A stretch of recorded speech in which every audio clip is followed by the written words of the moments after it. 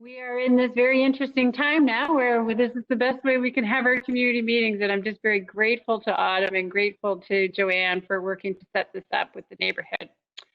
So I'm going to hand this over to Joanne, and I just wanted to to Autumn. I just wanted to let you know that when we're in the presentation piece where I'm providing information, answering questions, I actually cannot see much of you because I have to use my screen for my notes. So, Autumn. Great. Welcome, everyone. My name's Autumn Monahan, and I've served in various communication roles for the city now for over a decade, and I'm also a resident of Issaquah. And I'm grateful that while we're all staying home and staying healthy, that we can use technology to still connect. We've heard how important connection is, especially to our local leadership at this time. So we're testing this virtual platform, and I'd love your feedback at the end about how this went. And I'm thrilled that Mayor Mary Lou Pauly could join us tonight, so thank you, Mayor. So whether you've called in or you're joining us via video, we're going to mute you at the very beginning while Mayor Pauly makes some initial remarks, and then I'll serve as moderator this evening. I made a call for questions and I received a lot. So we have quite the list that Mayor Pauly will review after her statements. And then if we have time at the end of our meeting, we can do a Q&A. If you've joined us via the WebEx app on your computer, you can also use the chat feature to ask any follow-up questions or any additional questions, and I'll do my best to track those and relay them on to Mayor Pauly. And finally, we plan to record this meeting tonight so that we can share it with those of your neighbors who could not join us. So with that, let's get started, and I'll turn it back over to Mayor Pauly. Thank you. Thank you, Autumn. Just wanted to let everybody know on the call that we have another staff person with us, Megan Curtis Murphy. She is just sort of test driving this platform tonight because she's going to use it in an upcoming meeting. So welcome, Megan, as well. The first thing I thought I would talk about is, is the most recent news, which is yesterday. I announced that we will have a curfew in Issaquah for 3 days, and doing this to protect the health and safety of our community. The curfew goes from 8 p.m. to 6 a.m. tonight, and Wednesday night. Want to make sure that the community members are aware of it. You have an opportunity to ask me questions about it, but we're really recommending that during that time, people refrain from traveling in and through Issaquah. We aren't aware of any verifiable threats to Issaquah specifically at this time, but we feel very strongly that we need to put this precaution in place. We're in touch. We're very lucky. We live in a community where our police and fire in all of our different cities are really in communication with each other at an extraordinary level, and we share resources and we back each other up. So we've been in touch with them an enormous amount over the last week or so, and all the cities are prepared to respond to any city that needs help, and I find that super comforting. The curfew is written so that community members are voluntarily asked to abide by the curfew. So the city's not intending to, if you are going down to drop somebody off at work or have to go down to the grocery store and get something that you desperately need and an officer talks to you, they're not there to force you to go home or to fine you or anything like that, but they may ask you a question about why you're out and about. They're really just want to make sure that our community is safe. The only thing that they are watching out for and using violations for is anything that might result, behavior actions that could result in risk to public health or community safety. So people can travel to and from work, or if you need emergency medical care, please go get it. The curfew doesn't require those essential businesses that are open right now to close. However, we are asking them not to have customer service after 8 p.m. during the curfew. They can stay in their store, they can do stocking, they can do cleaning, but we're asking them to not be open past 8 p.m. So I want to thank all of you for the first night. We had a very good night. We have a very cooperative community. We had a lot of eyes on the street. There are a lot of people watching their neighborhood and watching cars go by and park, and it was uneventful, which is exactly what we want to happen. So following the tragic death of George Floyd in Minneapolis, people across our country are demonstrating. They're demonstrating in Issaquah. They want to show that they are not supportive of racism and hate. I'm really proud to serve Issaquah. Our mission here is to foster a safe, vibrant, livable, and inclusive community. We as a community reject hate and bias in all forms. I have received some questions related to our own community-oriented police department. We have zero tolerance for bias policing. Our police chief went out and provided some additional comments. I think there's a 4-minute video out there on YouTube. I just checked it. Only 3 people have watched it, but that's okay. We're a small town. We've built a dedicated team on our police force, and we continue to focus on training and accountability and community dialogue. The next thing I want to talk about was COVID-19, which seems a little distant right now, but this was what has consumed us for the last 3 months. This has been difficult on our community, our family, our friends. I have a friend whose aunt has passed away. I have a friend whose uncle has passed away.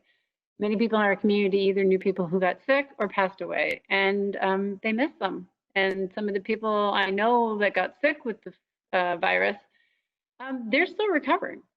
So even though we hear that people are getting sick and going home, some of them are facing long roads to healing and lots of therapy. And so this virus has been really painful. I've been asked quite a few questions lately about what's the state plan for opening King County and specifically Issaquah. There are many in our community who think that I have the power to trump the governor and open anything I want to, and actually I cannot. It is a binding health order. I can be stricter, but I cannot be more lenient than what is laid out in the governor's order and in the county. So I look to them for advice on Department of Health and what data they're using. I write letters, I call, I sit on calls with them, and I push to make sure that we are moving as fast as we safely can. So I want to open up, but I do not want to see my community and our families and our friends impacted. So as a city, we're here to implement the standards that are coming out in these orders and to address any of our community specific needs. So such as rental assistance, help for our partner nonprofits, and targeted support for local businesses. So I am very committed to getting our community reopened, but in a very safe manner. The state has created this phased approach to reopening called Safe Start. And while other countries have started more reopening efforts, nothing has changed in King County yet. There are a lot of expectations that on June 1st, King County would move into a different phase, but King County has just applied. Adam, I'm going to check this with you. I'm not even sure if they've applied yet. I know they hadn't applied as of yesterday. Had you heard any update on that? I have not. Okay. So I'm super antsy that I'm hoping that they apply for their waiver like in the next day or so. I don't know if they've done it today, but the governor will have to look at that. So it's a few more days after that that we might be approved to move into a modified phase called 1.5, which allows us to open a few things. So we have several resources available in our community. I'm not sure if you all are aware of these. The city itself issued a moratorium on tenant late fees. The council voted to allocate $100,000 in emergency funding for rental assistance to help those in need. We used 2 of our local nonprofits to make sure that that was dispersed to families who were feeling the impact of the COVID pandemic. We're working closely with our businesses and providing assistance where we can and encouraging residents to keep their memberships and to order takeout cards and buy gift cards when possible. And our senior center staff has been spending time with a call list for our senior population to do some periodic check-ins and provide some support. Our senior center is also providing a hot meal to go service, and we have other local nonprofits in town and community groups that are also providing meals. In addition to all these things, there's much more, and we've created a repository of all of the resources that are available on the website at issaquah.gov/COVID-19. I also set up a mayor's task force for reopening our community and our businesses. This is where we take the guidance we get from the governor and we talk as a community about how we're going to do this, what it's going to look like, and what are some of the new things we might try in order to get some more additional community gatherings, allow businesses to expand when they're under these restrictions so that they're able to serve more customers. And this Issaquah Recovery Task Force, guessing it's about 4 weeks old, maybe 5, and it's made up of 11 community members, and it's talking about issues such as playfields and community events, business reopening, new ideas to expand business capacity. We're talking about communication during the pandemic, and also volunteerism has come up, which I saw that in some of your questions, so I think that was pretty exciting. So how residents can help during this time. Many of you may want to know how you can help others in our community. I'm hearing that quite a bit. And among other things, the city is focused on our community members that need food. So here's a couple of ways that we are asking people to help those struggling with food insecurity right now. The Issaquah Food and Clothing Bank is not taking drop-off donations right now, but you can help provide them food by having items shipped directly to the Issaquah Food and Clothing Bank. And you can get ideas of what to buy from their emergency needs list, which they have on their website, issaquahfoodbank.org. And we are also asking people to make sure they're talking to their neighbors. Who on my own street might need a meal made or grocery shopped? And for those who have what we need in our pantries, there was a big rush on food and supplies right when this pandemic began. But we really need to be careful and sensitive not to overshop. It's putting a strain on the food distribution system. And we did have some success in working with Costco and getting them to prioritize some of the orders that they were getting for the Eastside Baby Corner and Issaquah Food and Clothing Bank, because they were getting less than their full order because of a shortage of supplies. And, you know, the folks that they are serving do not have the ability to go to Costco and shop themselves. This is their only way to get diapers. So we just want to make sure everybody's aware about that. We want everybody to have what they need, but want to make sure we're not over shopping. So Autumn did a great job of collecting. It felt like you guys were putting me through a college exam. There's a lot of questions there. And Autumn got them all together and we have categorized them. And so you may not hear your original question language, but I've tried to group like items together. And we definitely will have time. We have an hour together this evening. We'll definitely have time if I didn't quite get the nuance of your original question or missed out on one, we'll have time to go through them. So the first category I was going to talk about was Newport Way operations. And by that, I'm talking about the roadway that is the main arterial to your neighborhood and how it operates.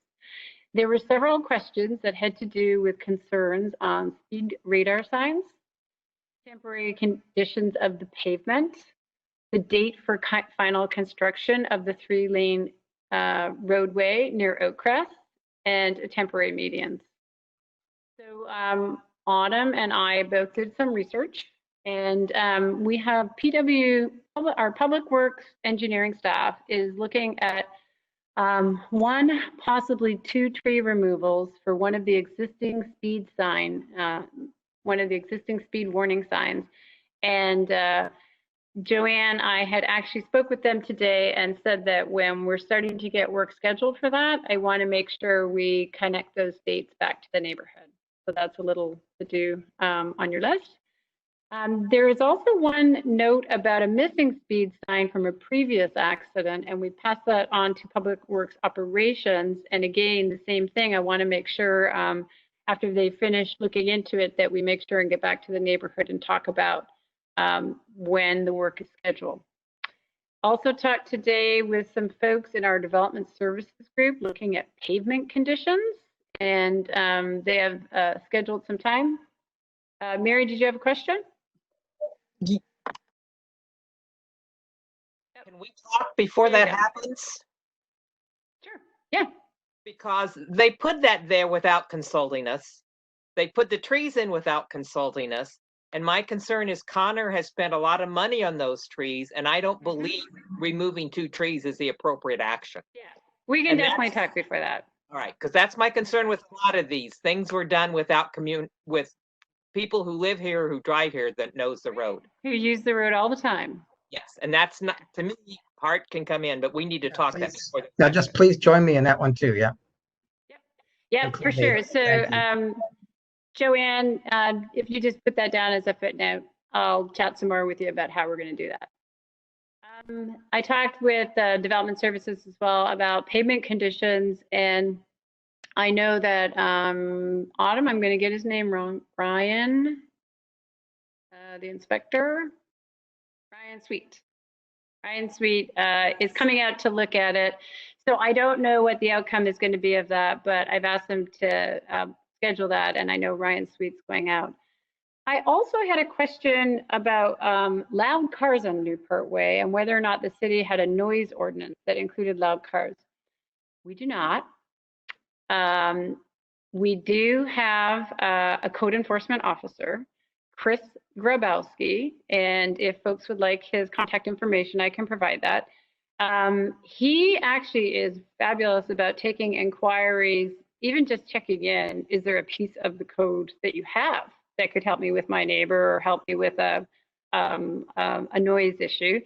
And also sometimes just providing some suggestions for resolutions for non-code issues that, you know, it's not in our code, but is there a way to work something out between two neighbors? So I just wanted to make sure that we only have one code enforcement agent officer for the city. But Chris is really, if you haven't met him, he's really good at his job. He's excellent explaining what is in our code, what's not in our code. He's been working on Airbnb issues, kitchen equipment noise issues in other areas because we don't have a noise ordinance, but that doesn't mean that there isn't some conversations that can go on in the community. I found him super helpful. The next topic, kind of lumped together, is the Newport Way Future City Capital Project. So developers over the years in bits and pieces have been fixing little small segments of the roadway. They are required to fix the piece of street that is in front of their property. But there's a lot of bits and pieces in between. So Senior Engineer John Mortensen has been in Public Works Engineering, is the contact for that project. We've had some changes in Public Works Engineering. We've had a significant retirement. Sheldon Lynn, who has been the head of Public Works, I'm guessing for 15, 18-ish years, has retired. And we have another senior engineer or transportation manager who's out at the moment. So staffing wise, we do not have every chair filled in that department, but John is working on that project. He has it at the 90% design stage. He is working on some of the environmental approval aspects. And following that, we do not have funding lined up for that job. The next step will be to pursue funding for the right-of-way. One thing I wanted to say about capital projects, while we are in some difficult economic times, we are optimistically encouraging the federal government to do a package for infrastructure improvements, as well as all the social programs that they've been doing. And hearing some positive thoughts that that's possible. Having a project that is ready to go is really important. If the money becomes available, that is a key source that we would try to get. The next group of topics I had was development and construction. And these are sort of broken down by a series of projects. So one of the questions was the status of the Riva project and when the road improvements will be completed. And I do not have a date for you. It's complicated. The landslide on the King County property is within a piece of the area that the developer is required to improve. So we now have a new partner at the table, which is the county. And that can always complicate things. I think I also had a note on here that this was one of the areas that had the issues with pavement and that there was a request to have it looked at. Okay, another set of questions was with the status of the Revel development, and it was to do with stormwater overflows. And I spoke with one of the engineers working on this project. We had some significant rainfall events this winter, and during those events, I think there was at least two times when the flow jumped the banks of Schneider Creek and went into the drainage system that is on the adjacent property, which is Anthology. My questions today were, was that the design? And who is required to make repairs and do cleanup? So that is a private obligation. It was how it was designed for extreme storm events, but it is the property owner's obligation to do repairs and every time we have a flooding event, just like in other areas of town. So it's not a city obligation or a community obligation. It is the obligation of the private property owner. It does create a huge mess and they have to clean it up. There was a question about, oh, Mary? Hit mute button. We need a contact person because that did not get cleaned up. Yeah. And there were sandbags put out. And so there was major overflow into Schneider Creek. And my concern, it's not just the creek. I've been walking over at Revel and their stormwater is already full. So if they get any rain, it's going to immediately overflow. So Yeah. I challenge that's designed correctly. During yeah. Have somebody walk that with us. Yeah, and during an event, Mary, if there's an actual flooding event, our public works operations staff have someone on call 24 hours, but the way to get them engaged and activated, I use the police non-emergency number. I did, it still didn't happen. Okay, well, and it could be that they had 10 things, I don't know, but we need to know who that's how I get them. We can contact who, we need a name because that had major floodings both times into Tibbetts or into Schneider. And it could have been stopped with sandbags. There needs to be somebody on property we can call. You mean from the private property? Right. Yeah, okay. Actually, Joanne, if you can note that down. Yeah, there should be a project. Bill would like somebody from the city to walk a couple of us out through there and explain, because I will show you where the water coming down from the Newport Way already has the catch basin full. So if that gets any more water in there, that's going to overflow into the creek and that can cause other repercussions down. So I challenge that that's been designed correctly for the amount of flow coming down from Pinecone and the road. So we'll get that name, Mary. The other items on Revel, stormwater overflows, the status of the temporary barriers above Schneider Creek that keep falling down. So when will they be installed permanently? Right now, there is a permit in for a handrail. It's a revised version, and it has recently been approved by the city. The materials are to be ordered and the work may occur in, I don't want to give you an overly optimistic thing. I'm going to say the next couple of months. And I say that because we're finding out with some of our projects and some of our supply lines, they've been affected by COVID and we're not getting things in the same timeframes that we thought. So I'm sure the developers are probably feeling the same pinch.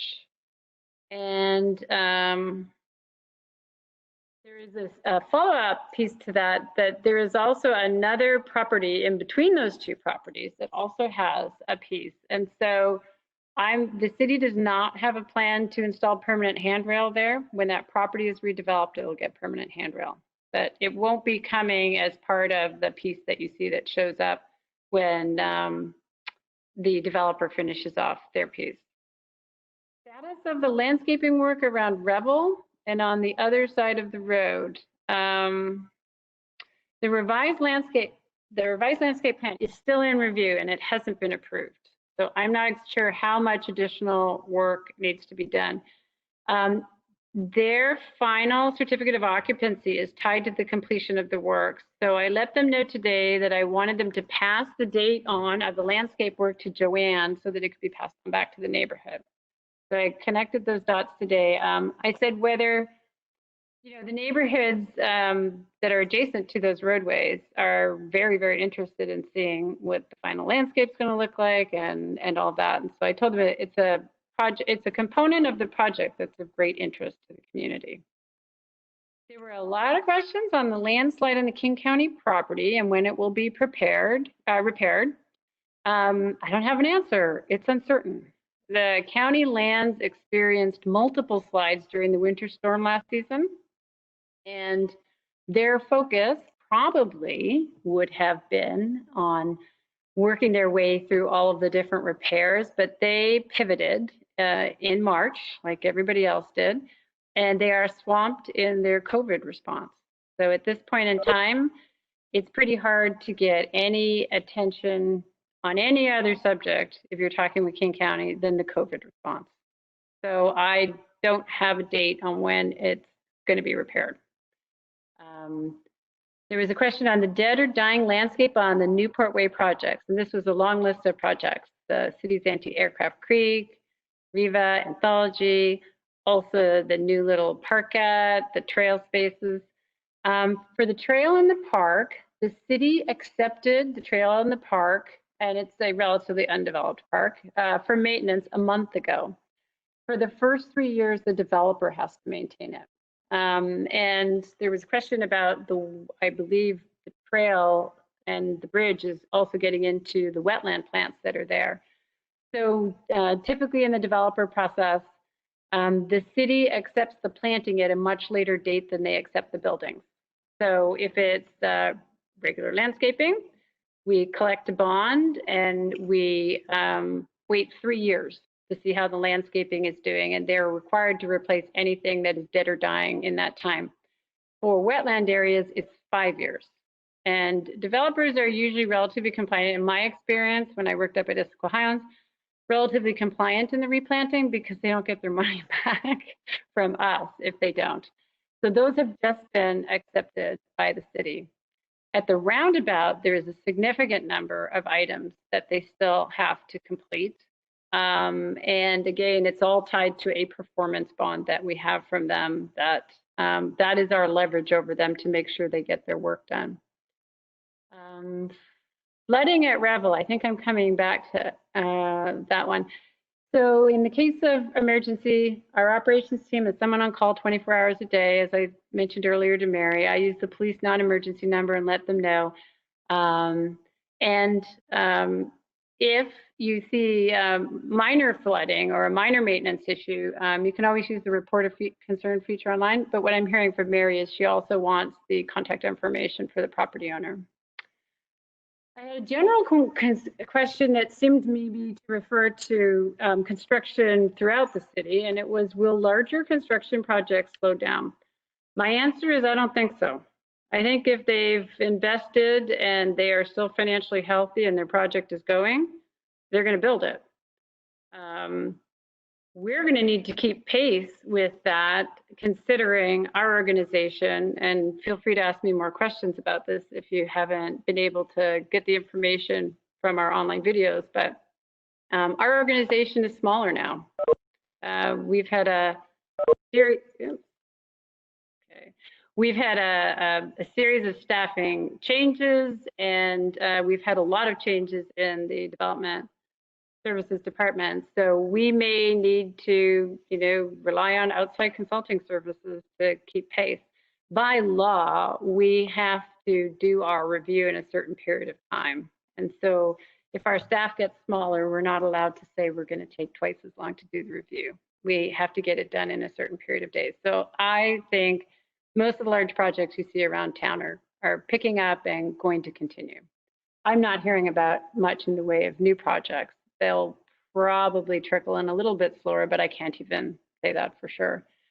There were some questions on the city park, the park area that's over by Anthology. Questions were on signage, usage, dogs on leashes, responsibility for maintenance, etc. So that park property was dedicated as a mostly unimproved project. So there's going to be 3 years of maintenance by the building management. The city is going to put up some dog signage. They want better signage on the 8 public parking spaces that are there for the park. And again, our Parks Department is one of the ones where we have much fewer resources. So in order to address a significant expected revenue shortfall of approximately $7 to $10 million, we just have a lot less people now. So I don't know the timing of those. We've been in an interesting process with the council, showing them what cuts we've made, but they're just about to enter their budget session again too, maybe later in the summer, and we'll have some better revenue estimates from the state. But it's looking fairly grim, not just for this year, not just for the year after, but for quite a while. So let's see. COVID updates. There was a question about the Issaquah Holiday Inn. So I'm not sure if everybody's aware of the story there because we don't have a local newspaper. But the county signed a 1-year lease during COVID to create a isolation and quarantine facility at the old Holiday Inn site. This is a facility that enhances the safety of both the patients and residents of Issaquah City by allowing a safe place for people to be quarantined. So what is the current status and was it effective? I can't tell you about effectiveness because King County Public Health is running it, but I can tell you from our point of view, we've had amazing cooperation and coordination with the King County Health Department, and they've been a great partner, a great communicator. They currently still have patients in the facility. One of the stories in the Seattle Times paper, if you were reading it, about the fishing boat, some of those folks that are in quarantine at the Holiday Inn. The county's very sensitive about people's personal information, so they don't name names or anything like that. It's been fairly successful from our point of view in that our fire chief and our police chief, when they were doing their daily drop-ins, always, everything was well run. They got all their questions answered. They didn't have near as many folks having to be transported from there up to Swedish or another hospital. Most patients there recovered and were released back home. So it's been very good. Their lease goes through till next spring, and the property owner intends to rebuild a larger version of the Holiday Inn when this is done. Something newer, maybe 3 or 4 stories. So that's what they're hoping to do. The lease is signed with the current property owner. Okay, also under COVID. Autumn, I wonder if you could take an opportunity now, before I start talking about task force, to talk about the different ways that you've been trying to get that information out to the community. Sure. Yes, we've been just very focused on specifically COVID outreach before this past week. But I wanted to share just a variety of communication tools that the city uses. And so to start, we redesigned the city's website last year so that we could organize it by not only city project when we have major projects, but by neighborhood. We heard that was very much needed in our community. And so when Mayor Pauly has mentioned several items that are to-dos that we'll follow up with the community on, we'll draft news items for those, and then we'll send it out through our notification tool. So on our website, there's a big button at the very front that says notify me, and you can subscribe for Newport updates. So that's how we'll keep your community updated moving forward on those items. We're very active on social media. And so right now, with all of the news going on and the breaking news going on, Twitter is our first platform. So we encourage folks to check Twitter. You don't need to have an account. You can just go to our URL and you can check on the latest news. It's also embedded in the homepage of our website, so you can start there too. But that's usually where we start with any kind of breaking news, but we're also active on Facebook, as well as YouTube and Nextdoor and Instagram. We also have e-newsletters. We have the Issaquah Insider, which we've kind of paused for a bit during the COVID pandemic. But we usually send that out once a week, and that's very much broader city news. And then Mayor Pauly also has her own newsletter that's set up periodically, especially during the COVID crisis. She's been very active in sending that one out.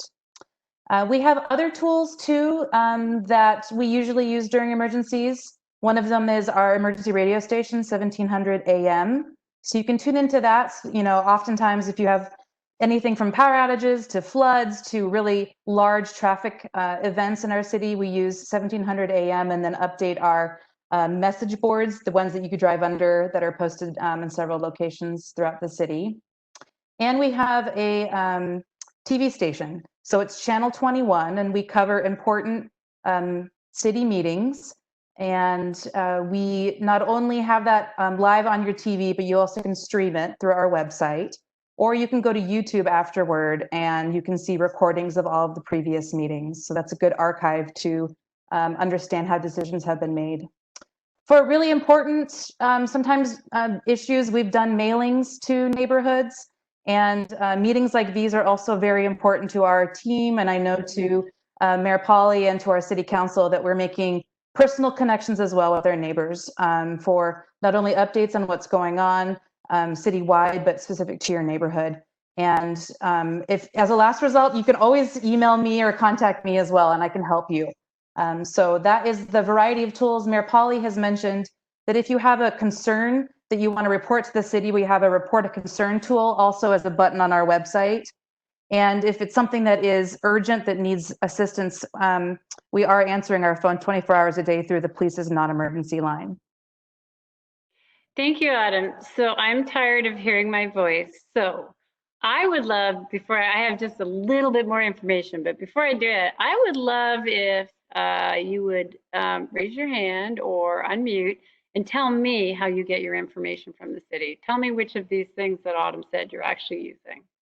So I can call out a name. Mary, how are you getting your information about the city?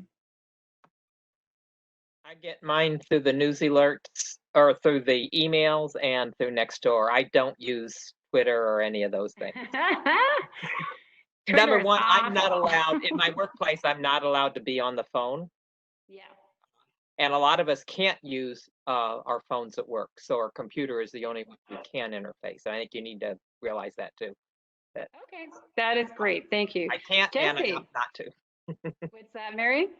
I said I can't, or I can, but I opt not to. And I can't at work. I can't access my phone at work. Yeah. Well, that is the nature of your job too. I understand why they do that. Jesse, how do you hear from the city? How do you get your information? Doesn't look like you're muted, but maybe you are. Autumn, is there a chance that you guys are overriding his mute to make sure he can't talk? Jesse, I am not sure, but if you want to put it in the chat box, feel free to do that and Joanne will read it out. Because sometimes, you know, with all of our tools and all of our devices, the microphones get tricky. Jack, how do you guys get your information? I guess basically Nextdoor. I guess I'm Okay. and I don't use Facebook very much. You know, I'm not in that genre, but Nextdoor is what I listen to. Good. Thank you for bringing that up. I am not. Oh, there we go. Finishing off with Jesse. It's email, Nextdoor, and Twitter for Jesse. On Nextdoor, I hope everybody understands, as a city government, we are allowed to provide you content, but we are not allowed to see Nextdoor for you. So it is really a community tool and not a government tool. So if people are having conversations there and there's an issue and you're not satisfied, or it feels like it's a rumor, or it feels confusing, make sure you reach out to us because we won't see that conversation. So you can always email Autumn or email Joanne and get some more information on what's floating out there. We are only allowed to post. Oh, Autumn, go ahead. Sure. Yes, I just wanted to reiterate too that while we can't see those private conversations, please don't also screenshot those or copy those and send them to us. Sorry. Because they're very much private That's to not okay. your community. And so, you know, we've had times where someone says, this is blowing up on Nextdoor, and they'll send it to us, and we want to respect privacy of neighborhoods. They did not think we're going to see that. Don't do that. So, but if there's something that concerns you, always give me a call, or you can send an email, and then it's good for us to know about. Also, you can change in your settings under Nextdoor in your profile how often you get emails from Nextdoor. So we have the ability to do emergency alerts where we'll send something right away and it'll go into your inbox. Or you can also set your feature so you get like a weekly digest or a daily digest, depending on how much news you want. So that's also a useful tool. Instead of logging into the app, is just to have it email a report to you. That's great. Kay, how do you find out what's going on in the city? Hang on 1 second, we'll get you unmuted.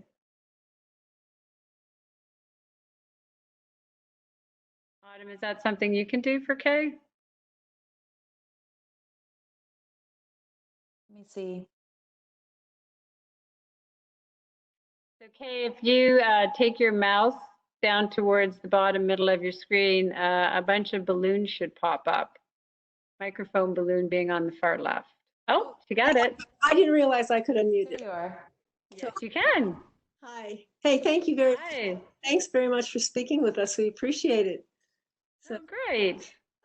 Yeah, no, I get things through the city, through the, emails and through the website. And I do follow Nextdoor.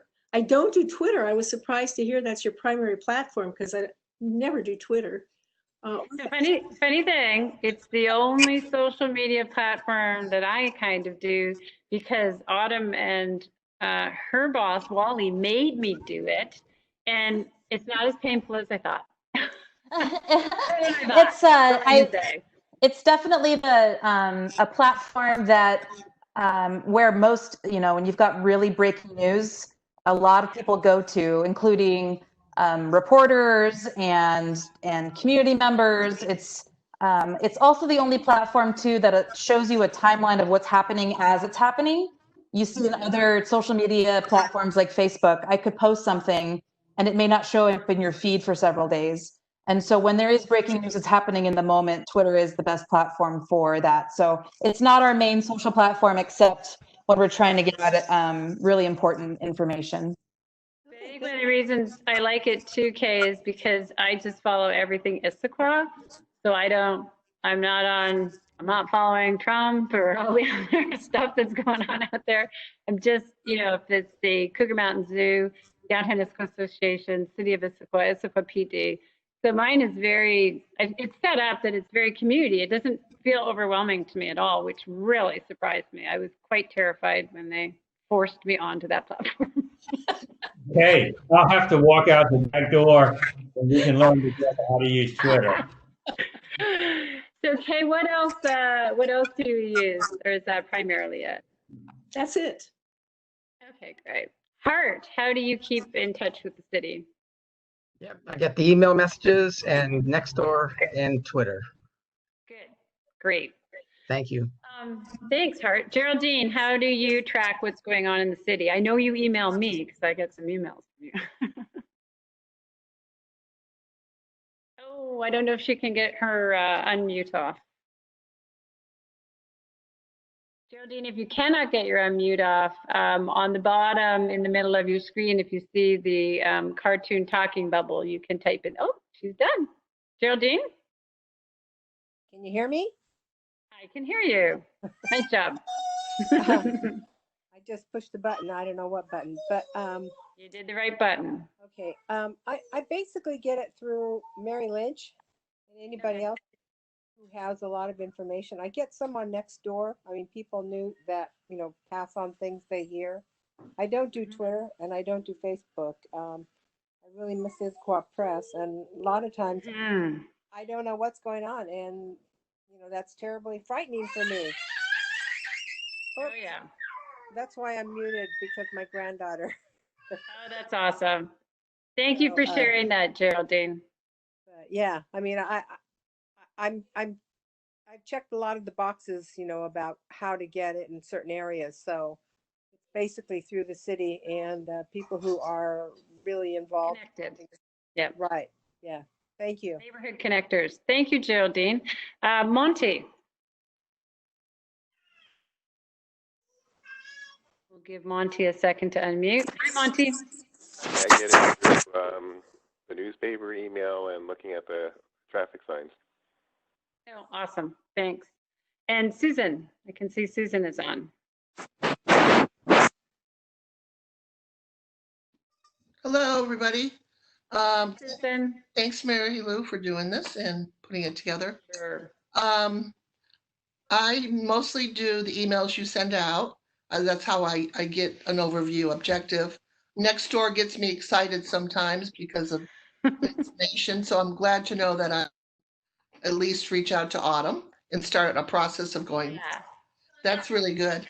What I am confused about is who I contact when I have a side issue. I used to know until all this, everything, until December, obviously. I used to know who to kind of pick up the phone, or I knew what the process was, and I don't know what the process is that well today. Yeah, I have a few more notes to read off, and some of it deals with the changes in people. It's not specific answers, but it tells you where we are right now, and I wanted to share that as well. I just got sick and tired of listening to me drone on. The last one I need to hear from, and forgive me for forgetting your name, 206-799.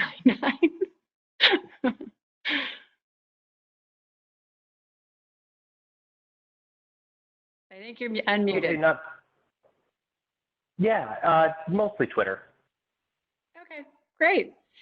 That's really helpful for us to understand where you are getting your information from and how many different sources. So thank you for that. I'm going to get back my notes and try and get through a few things quickly so that we have some time for open questions. I've told you I started the task force on reopening. Another thing that came under the COVID heading was budget cuts and a question about how our services are affected. Some of our projects are just sort of simmering along at no great pace. There are a lot of unknowns right now. Some of the funding sources for the projects we're even doing this year are drying up. We know we're going to get a lot less tax revenue, and we fund a lot of these projects through taxes. So ones that were fairly long into their progress, probably going to get completed this year. Things that were starting this year may have a longer schedule than we originally anticipated. So some services are affected right now as well. We are trying to reorganize our workload. We were a staff of 250, and now we're a staff of a little over 200. So it's a pretty dramatic change in an employee group.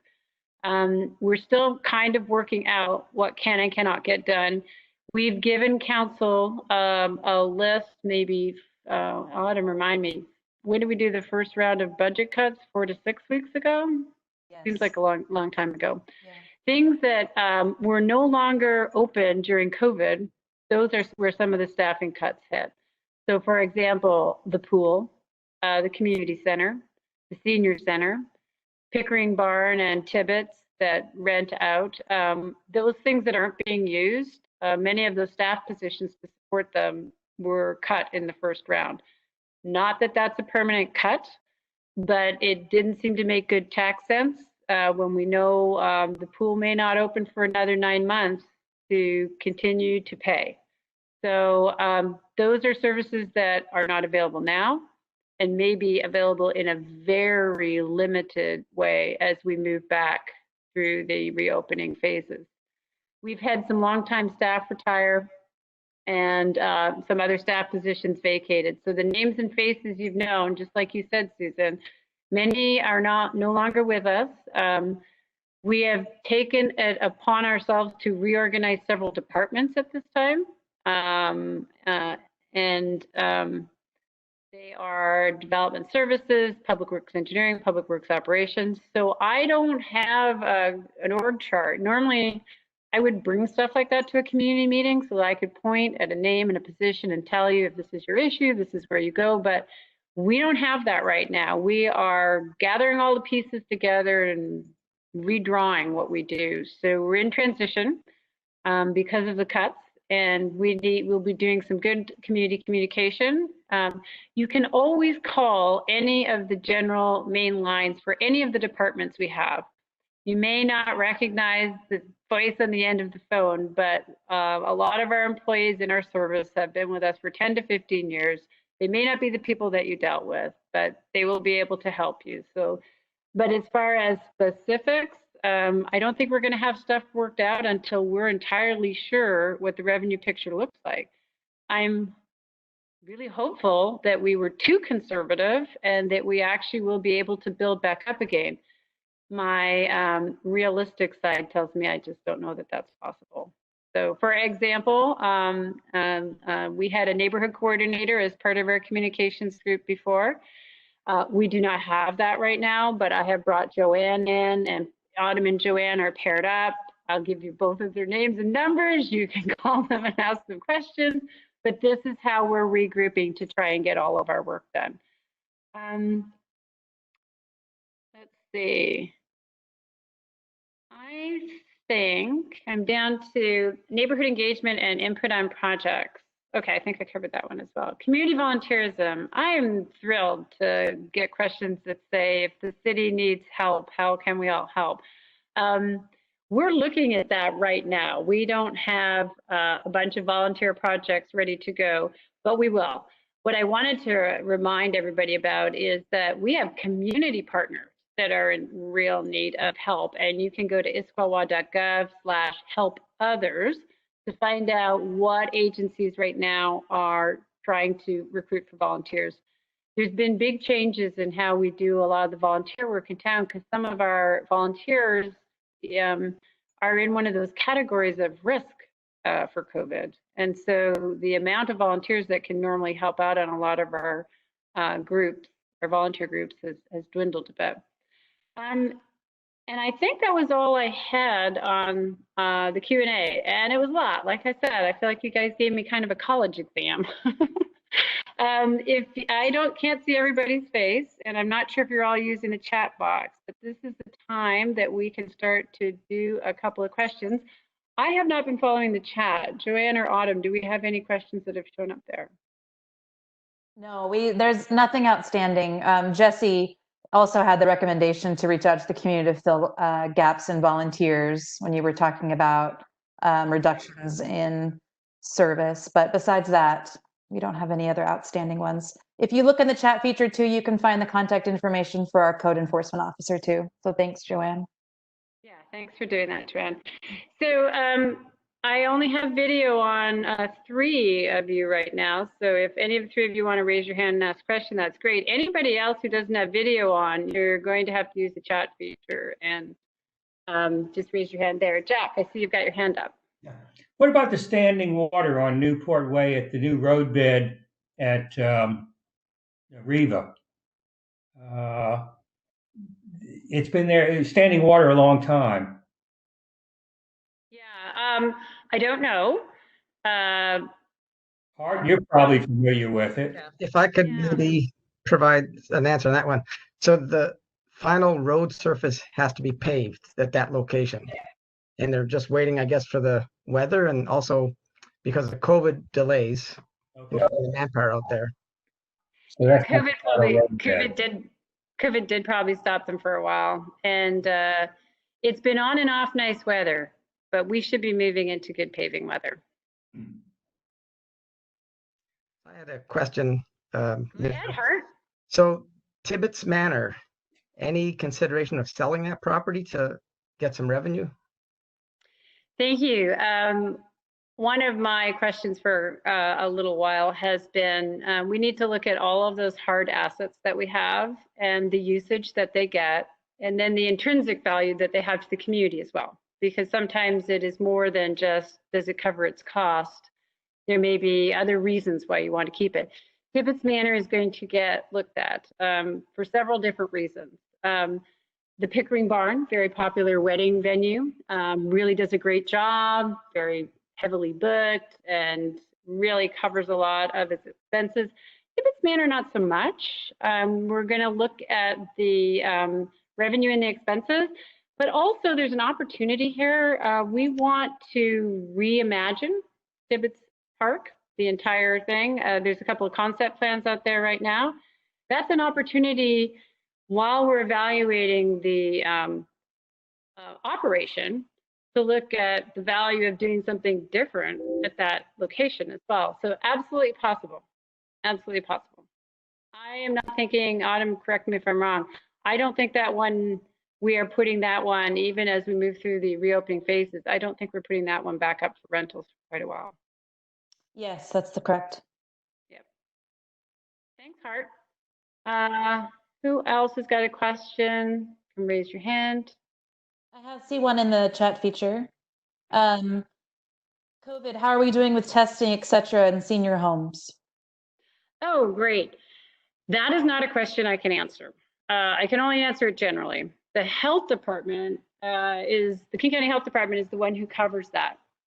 And I'm going to be very generous, but while the King County Health Department is doing a lot of things, there's not a lot of information out in the public for us to understand what they're doing.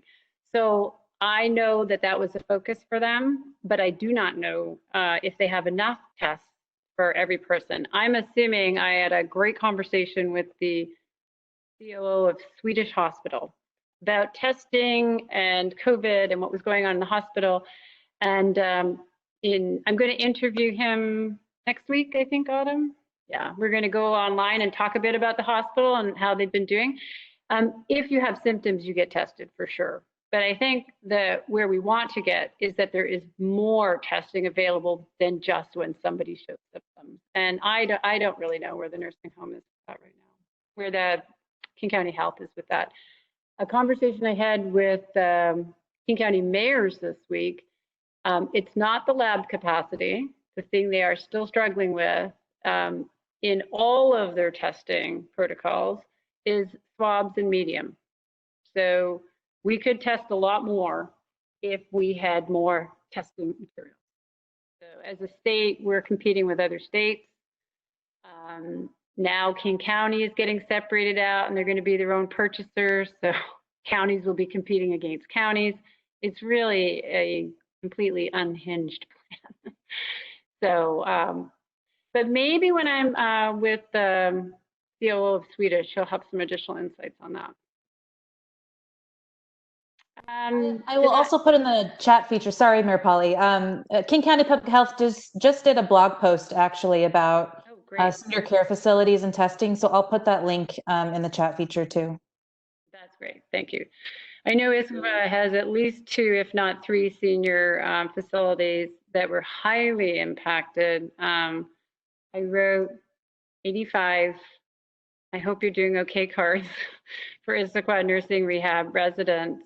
I mean, they were in the news right after the Kirkland facility, and their staff is amazing. Their staff is amazing, and they have just been through a war. It's horrible. The one fellow that I know, his uncle that passed away was there. He had just recently had a very minor procedure. He was going to Issaquah nursing rehab for 2 weeks, and the second day he was there, COVID was diagnosed in the facility. 4 or 5 days later, he was diagnosed with it, and a week later he died. So, I mean, it's just tragic. It's tragic. A lot of school children also wrote cards. Councilmember Hunt was amazing at getting her own girls to write a bunch of cards, which this community is just so lovely and caring. I mean, they're wonderful. Mary, I think I saw your hand up. Autumn, is there anything else in the chat, or can I just go to Mary? That's it. Oh, thanks. Mary. Well, I knew you attended the last school board meeting via Zoom. And for anybody that doesn't know, the Issaquah School Board meetings are now meeting. My concern is that they work closely with you and the city, because I see if they start in the fall, there can just be chaos over there if they do a split shift like they're talking, and and I see parents wanting to keep their kids off the bus. It could be a traffic nightmare come the fall, and I just hope that the schools that they work with the city on that. Totally agree. So I've been doing a few little things on my Issaquah task force, recovery task force. I tried to get a school board member, but I couldn't because she was super busy, but I got her wife. So I know they're talking about it at the dinner table. One's going to the school board meeting, the other one's coming to my Issaquah Recovery Task Force. This intersection between school, which is also our form of daycare in America, and people's work and their ability to get in between places, it's all interconnected. If it's all not working, if one piece isn't working, it's all not working. I have no idea what they're going to do this fall. When I listen at the school board meetings, it seems they're still talking about the end of this school year. So I'm not sure how far ahead planning into next school years. I'll just tell you without knowing anything about it, I do not believe that the kids are heading back to school this fall in September. That would be my gut. I don't know how you're going to socially distance and space in an overcrowded school. I just don't know how you're going to do it. I think I'm just not sure how it's going to work out. Maybe we plan for distance learning longer, but then, like I said, how do people do their jobs, go back to work? This is our biggest problem to solve. So I agree. What we do needs to be in conjunction. I did actually talk today as well with Public Works Engineering again, a little bit of a poke on looking at Second and Bush and potentially working with the school district to do some mock-ups with bus drivers before school starts. So I want to see if there's some things that we can sneak in there and some sort of improvements down that corridor while we have this opportunity. I know everybody is like focused on something else, but I'm thinking more about that again. And there was one more school piece, I can't remember what it was. But that is why I'm watching the board meetings, Mary, says I'm trying to understand from the 30,000 foot level, where are they with what they're doing. Oh, good story on our food. We have a food security convening that we do with anybody who provides free groceries or hot meals. So Megan, who happens to be on this call here, learning how to use this tool, there's Megan and a couple of others have put this group together, and I believe we have a convening again on Friday, and we have the school district there because one of the providers of hot meals, and especially without school, is still the school district. And they've come up with some very creative ways on how to distribute those meals. So this feels really good to me that it's not like the school district's doing their thing and our groups are doing, we all talk together. We're all talking together right now, and that feels really good. So yes, you're right. We need a lot of cooperation. Who has not had a chance to ask a question? Oh, Carol. Hi, Carol. Can't hear you. I just saw you. Can you hear me now? Yes. Hi, I was just on another Zoom call, so I thought I'd call and see if you were all still meeting. So here I am. Oh, great. We ran through. Yeah, we ran through. Isn't it fun to see the faces? This is really good. Yeah. Yeah. We went through some project discussions of projects, talk about Newport Way. We talked about COVID. We talked about the curfew. So if you have any questions you want to throw in there, go ahead. No, just wondering when we can get back to normal. Oh my gosh. So I'm really antsy that Dow Constantine get his request in for this phase 1.5. I know we have a lot of businesses. They want more, but they'll take a little for now. And we as a city are trying to figure out what we can do, letting businesses move into public spaces to expand outside, because outside is really the best way we're going to do things. A lot of talk about closing down Front Street on Friday nights, Saturday nights. Some resistance. We might have to do a pilot and try it on a Saturday night and convince everybody the world's not going to end. But that would allow a lot of tables to come outside. We could have safe spacing. We could have a walkway down the middle. I've been asked how we're supposed to do physically distanced dancing in the street. And I said, I don't know, but I think we'll figure it out. We're pretty talented people. So the community is thirsting to see each other, even if it's from 6 feet apart. So we get that. We want to get into my best guess is as early as this Friday, we may get permission to go 1.5. It may be another week out. Businesses really need to know the exact date because they've got to hire, they've got to buy supplies, they've got to decide if they want to open at 25% capacity or 50% capacity. So we'll see. When I look at the Seattle Times, what I see right now, unfortunately, is where I think we're going to be until there's a vaccine. We're going to be at a slow simmer of 200 to 300 new cases a day and 10 deaths. And if you think about what the damage that has been done in 3 months, imagine that we're going to be at this slow simmer for 9 to 18 months. We have a long way to go, but we also have some tools now, and we know a little bit more that we can get back together and do some things and help with the insanity of staying inside your house. We'll get there. That's good. That's good. It's great to hear your take on it, perspective, and just kind of hear it straight from you and the group here in terms of where we're at. I know you all, like as with me, you all know plenty of people, and each of you probably has a story as well where you are waiting on things. And it's graduation season. Mary Lynch, because we ran into you in the neighborhood, but I'm one of those people who I'm engaged to be married.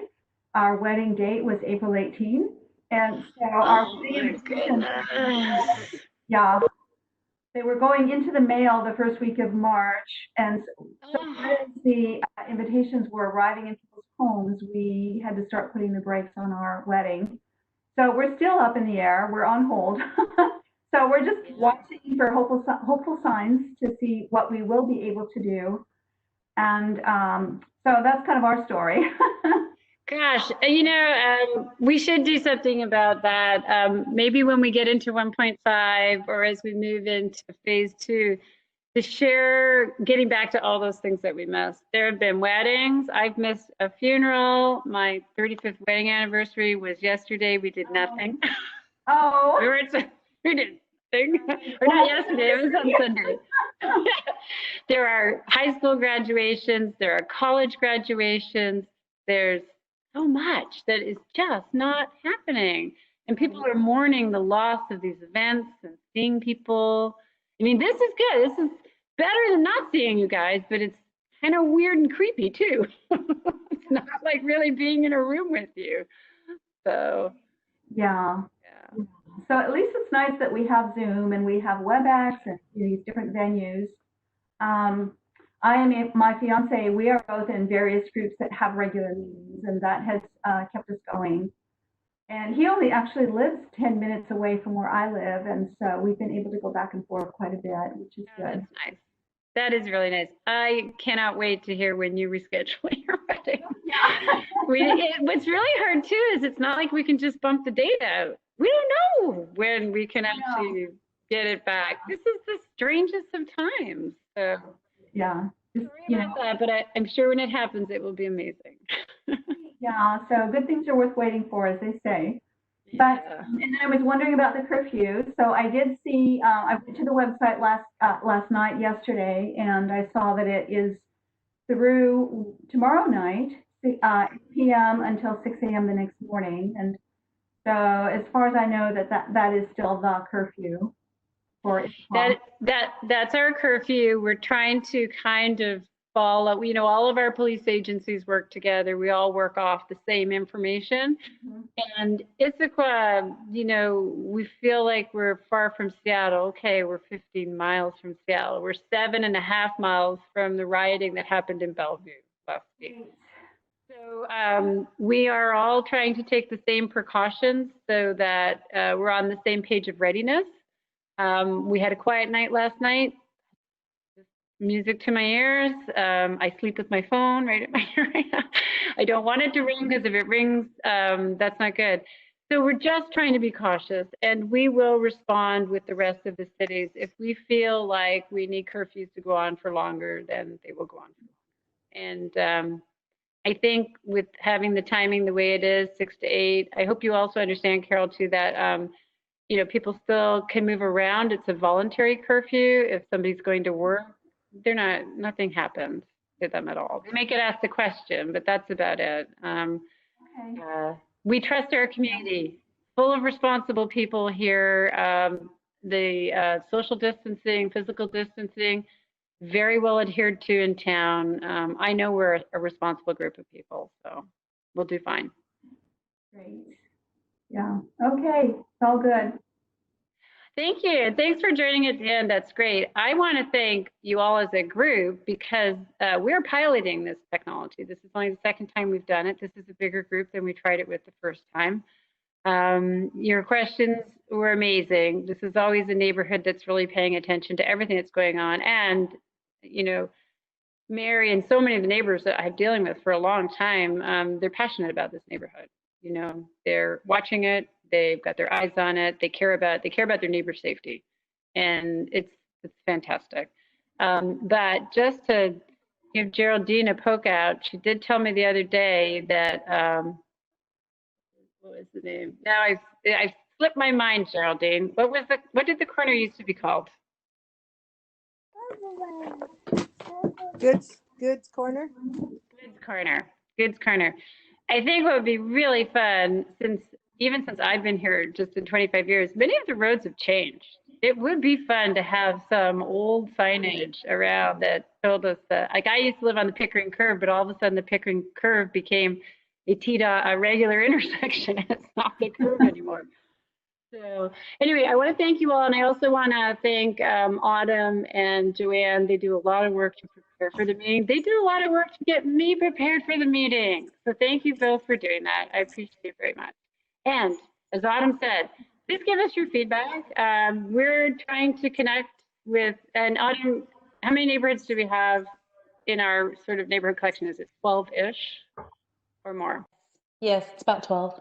It's about 12. So we're going to try and use this with others as well. It seems to be working, but you tell us what you like and you tell us what you'd like us to do differently. And we have some answers to get back to you. Yes, Hart. I just wanted to say thank you for taking your time and giving us all this information. There seems to always be a core group of people that are participating, which is a limited number as we see today. We have to figure out a way to get more people to engage. It's very disappointing for a city this size in population and specifically the Newport area, and to only have this few handful of people on the call. It's just disappointing. Well, let's think about this. Depending on when we enter phase 3, which Autumn, correct me if I'm wrong, I believe it's when you can have gatherings of under 50. I believe so. Okay. It would be really fun if this happens in August or September when the weather is good. If we take over the new little city park across, and we do something when your neighborhood wants to do it, whether we drag down barbecues or whatever, and we do a Q&A outside. I think then you'll get more people. We can spend some lawn games, and that would be fun. Yeah, but right now, just on this virtual platform, the platform works, but we just need more people to be engaged. Well, I'll point a finger at both you and Mary. A lot of your neighborhood gets all their information. You guys, if you guys weren't just doing such a good job dispersing it, maybe more people would show up on this. But you guys are really good connectors for your neighborhood. 35 homeowners were given the invitation. Yeah. Well, and we actually expanded it to all of next door. So I was hoping we'd get somebody from Anthology. Mm-hmm. Autumn followed up. Autumn followed up, and I don't know how many emails you got, Autumn, but the new Reva people were invited too. So Yes. I was hoping to see some new faces. As we talk about how to bring more people, oftentimes I find you need to have a carrot, like Mary Pauly said, where we feed people, or we've got some kind of community building, that happens along with some of the city stuff. And so before COVID happened, we were planning to take our city council meetings on the road. And I wanted Newport to be one of our first that we tried. So someday in the future, that will still happen. And we would like to have it be an area where, we can come and socialize and eat and have some community building time, and then also do some city business that's in discussion around your neighborhood. We are also, Autumn has been doing a good job reaching out. We're going to have to, between Joanne and Autumn, we're going to have to make sure we do those reminder calls for the council members too. Your council is interested in dividing up and coming to these meetings, but your wonderful working council also has jobs. And so this is their second job. And so we have not had a council member yet at one of these, but I know they're interested. We're just going to have to figure out a way to get a date certain and get it on the calendar and then do some checkup closer to the date. Because my goal, what I was am hoping to do in my term is to have everybody on council so that you're comfortable calling anybody. They serve at large. They are all your council members. I want you to know them as well as you know me. So we're going to get that done. Well, thank you guys. And thank you for turning your video on. I need to see people. Thank you. Awesome job. Thank Have you. a good night, all. Thank